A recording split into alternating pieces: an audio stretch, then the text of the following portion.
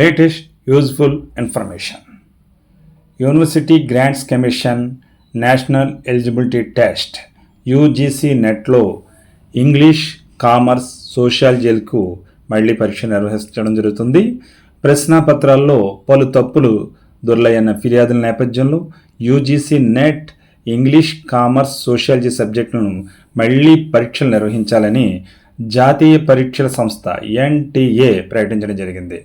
ఈ పరీక్షలు 2026 సంవత్సరం సెప్టెంబర్ 9న ఉదయం 9 నుంచి మధ్యాహ్నం 12 గంటల వరకు ఇంగ్లీషు, అదే రోజు మధ్యాహ్నం 3 గంటల నుంచి సాయంత్రం 6 గంటల వరకు కామర్స్ పరీక్షలు నిర్వహిస్తారు.